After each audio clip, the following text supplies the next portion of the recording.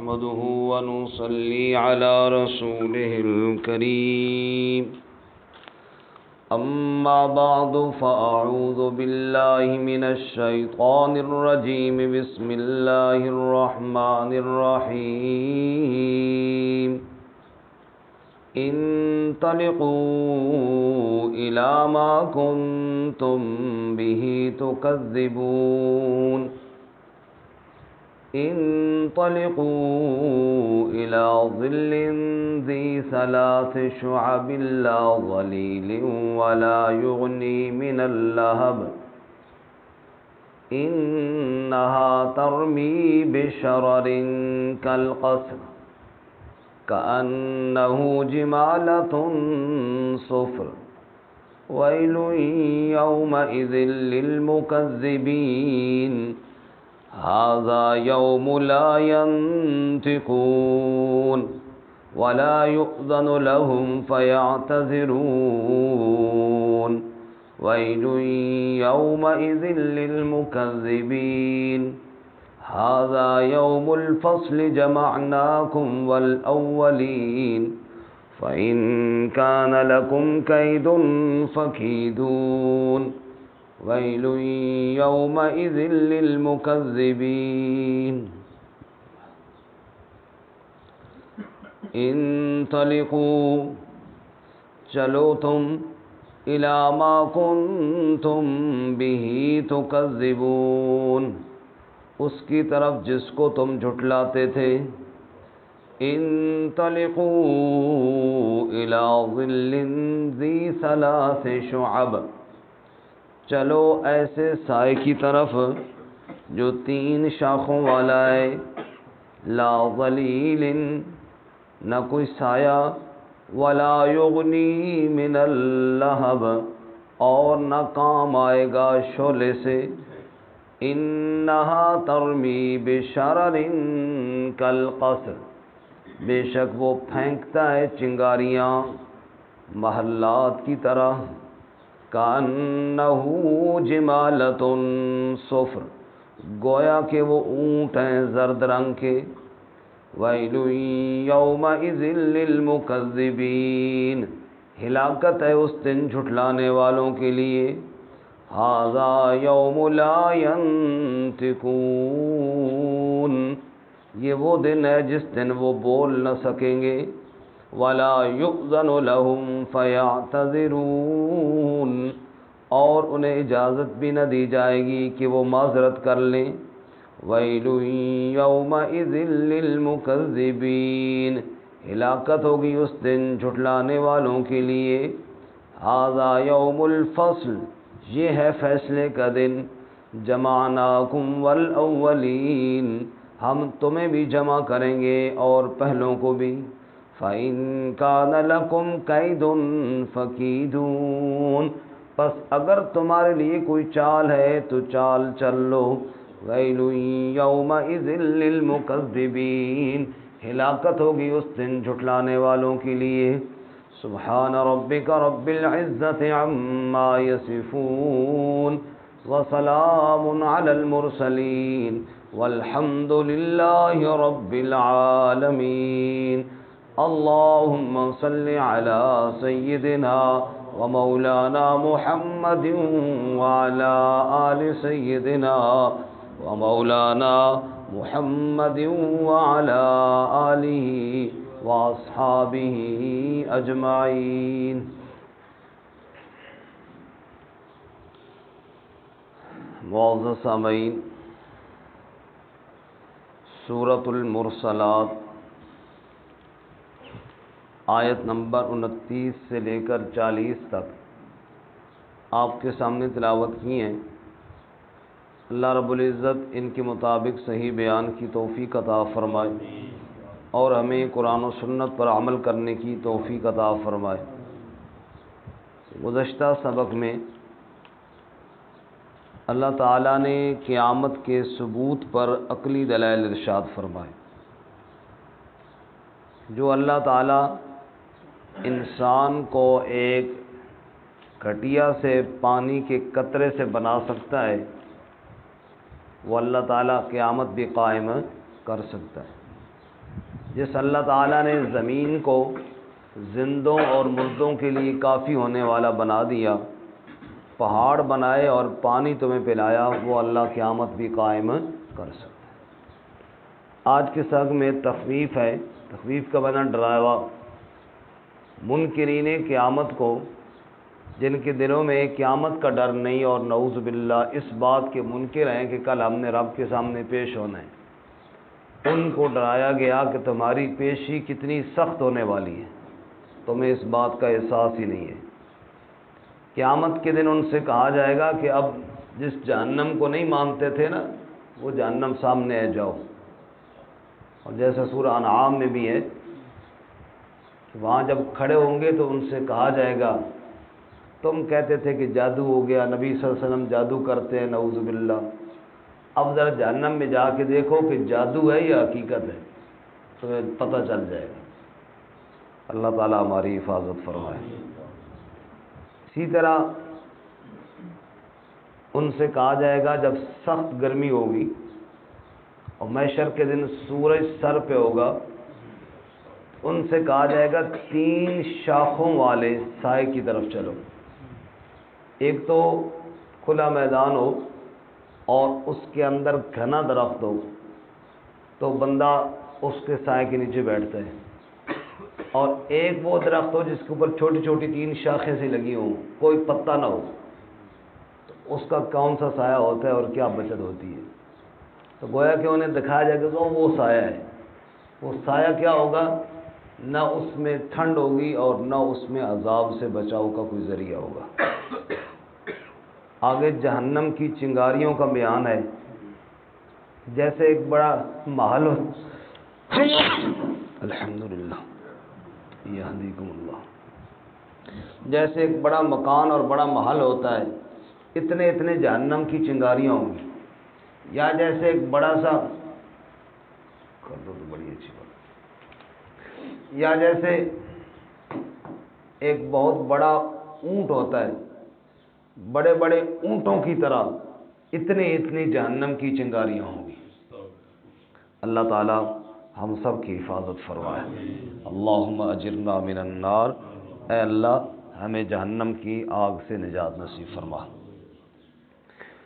فرما انطلقوا الی ما کنتم بہ تکذبون، چلو تم اس کی طرف جس کو تم جھٹلاتے تھے، یعنی یہ نہیں کہا گیا کہ جاؤ جہنم کی طرف، فرمایا جاؤ جس کو نہیں مانتے تھے اس کی طرف جاؤ۔ فرمایا انطلقوا الی ما کنتم بہ تکذبون، چلو اس کی طرف جس کو تم جھٹلاتے تھے، جس کو تم نہیں مانتے تھے۔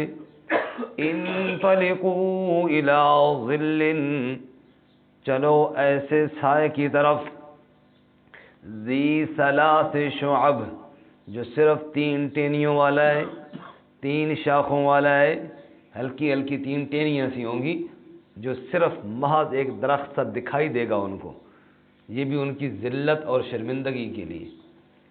لا ظلیل ولا یغنی من اللہب، اس کا سایہ نہیں ہوگا اور نہ وہ کام آئے گا آگ کے شعلوں سے۔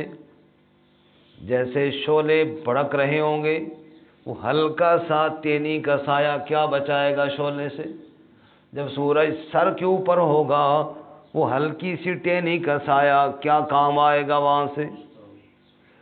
اور یہاں پہ وہ حدیث بھی سن لیجیے، رسول اللہ صلی اللہ علیہ وسلم نے ارشاد فرمایا، سبعۃ یظلھم اللہ فی ظلہ یوم لا ظل الا ظلہ، لوگوں 7 خوش نصیب بندے ایسے ہیں کہ اس دن اللہ ان کو اپنے عرش کا سایہ نصیب فرمائیں گے، اس سائے کے علاوہ اور کوئی سایہ نہیں ہوگا۔ اللہ ہمیں بھی نصیب فرمائے۔ نمبر 1، امام عادل، انصاف کرنے والا بادشاہ جس نے اپنے آپ کو ظلم سے بچایا۔ نمبر 2، وشاب نشا فی عبادت اللہ، وہ نوجوان جو جوانی میں اللہ کی عبادت کرتا ہو۔ نمبر 3، رجل قلبہ معلق فی المساجد، جس آدمی کا دل مسجد کے ساتھ جڑا ہوا ہو وہ بھی اللہ کے عرش کے سائے کے نیچے ہوگا۔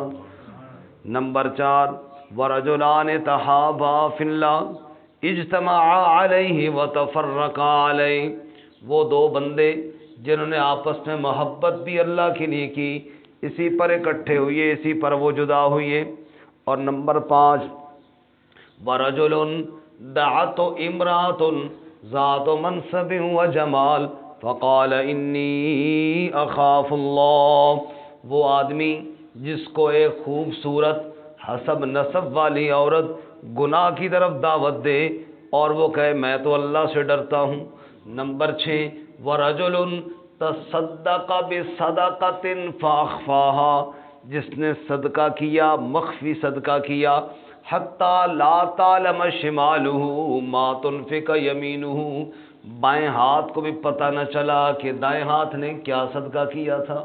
اور نمبر 7 ورجل ذکر اللہ خالیا ففاضت عیناہ، جس آدمی نے تنہائی میں بیٹھ کے اللہ کو یاد کیا اور آنکھوں سے آنسو جاری ہو گئے، وہ بھی اللہ کے عرش کے سائے کے نیچے ہوگا۔ اللہ میں یہ سایہ نصیب فرمائے اور یہ صفتیں اختیار کرنے کی توفیق عطا فرمائے۔ اور رہی بات منکرین کی، یہاں تو بات منکرین کی ہو رہی ہے، وہ تو ضمناً سائے کا ذکر آیا تو میں نے حدیث بھی ساتھ سنا دی۔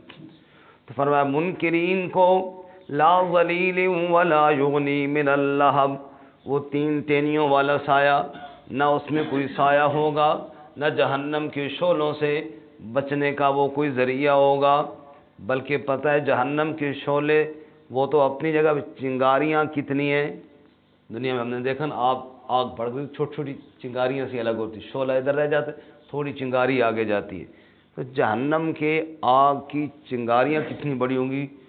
فرمایا انہا ترمی بشرر کالقصر، بے شک وہ شرر چنگاریاں پھینکے گی جہنم، کالقصر جیسے کہ بڑے بڑے محل ہوں، بڑے بڑے مکانات ہوں، بڑے بڑے مکانات کی طرح ایک ایک چنگاری اڑتی ہوئی ہوگی۔ ایک ہوتا ہے انگارہ، وہ تو بہت بڑا ہوتا ہے، ایک چھوٹی سی چنگاری جو شعلے کے ساتھ ہلکی سی اڑتی ہے وہ محلات کی طرح ہوگی۔ انگارے تو جہنم کے کتنے بڑے ہوں گے، بس اللہ ہمیں نہ دکھائے اور اللہ ہمیں اس سے بچائے۔ فرمایا انہا ترمی بشرر کالقصر، اور دوسری تشبیہ کأنہ جمالۃ صفر، اتنی بڑی چنگاریاں گویا کے زرد رنگ کے اونٹ ہیں، بڑے بڑے محلات کی طرح یا بڑے بڑے اونٹوں کی طرح اتنی اتنی بڑی وہ چنگاریاں ہوں گی۔ ویل یومئذ للمکذبین، لوگوں اس دن ہلاکت ہے جھٹلانے والوں کے لیے۔ ھذا یوم لا ینطقون، یہ وہ دن ہے جس دن وہ بول بھی نہ سکیں گے، آج ان کی زبانیں گنگ ہیں، آج وہ بول نہیں سکتے۔ سورۃ الرحمن میں ہے نا، فرمایا مجرموں کو یعرف المجرمون بسیماہم فیؤخذ بالنواصی والاقدام، مجرم چہروں سے پہچانے جائیں گے، وہ پیشانیوں اور قدموں سے پکڑ کے گھسیٹ کے دوزخ میں ڈالے جائیں گے، اور بولنے کی اجازت نہیں ہے، بس چپ کر کے اب جاؤ جہنم کی طرف۔ ولا یؤذن لہم فیعتذرون، انہیں اجازت نہ دی جائے گی کہ معذرت پیش کریں، انہیں بولنے کی اجازت کوئی نہیں، انہیں اپنے بہانے پیش کرنے کا موقع نہیں دیا جائے گا۔ موقع تو پہلے دنیا میں تھے، دنیا میں اللہ سے معافی مانگتے تو مل جاتی، آج کوئی موقع نہیں ہے۔ وَيْلٌ يَوْمَئِذٍ لِّلْمُكَذِّبِينَ، اس دن ہلاکت ہوگی جھٹلانے والوں کے لیے، جس نے دنیا میں جھٹلایا اس دن اس کے لیے بڑی رسوائی ہے۔ ھذا یوم الفصل، یہ ہے فیصلے کا دن۔ اللہ، یہ کیا ہے؟ فیصلے کا دن، بس فیصلہ ہو گیا، پھر رب کے فیصلے کو کوئی چیلنج نہیں کر سکتا۔ ھذا یوم الفصل، یہ ہے فیصلے کا دن۔ جمعناکم والاولین، اس میں ہم تمہیں بھی جمع کریں گے اور پہلوں کو بھی جمع کریں گے، پہلی جو قومیں گزر گئیں وہ بھی وہاں ہوں گی، تم بھی وہاں ہوگے۔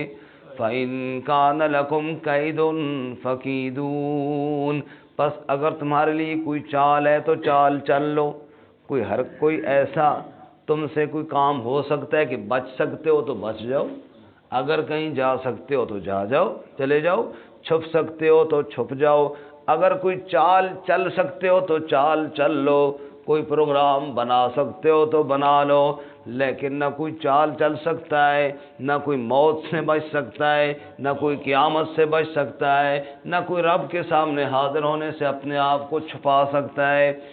سورہ مریم میں اللہ نے فرمایا لقد احصاهم وعدهم عدا وكلهم آتیہ یوم القیامت فردا، ہم نے سب کو گن کے رکھا ہوا ہے ایک ایک فرد کو، اور تنہا تنہا سب نے ہمارے سامنے پیش ہونا ہے، پیشی سے کوئی بچ نہیں سکتا۔ ویل یومئذ للمکذبین، پھر بات وہی ہے جھٹلانے والوں کے لیے اس دن بڑی ہلاکت اور خرابی ہوگی۔ اللہ تعالیٰ ہمیں ماننے کی اور اس پر عمل کرنے کی توفیق عطا فرمائے۔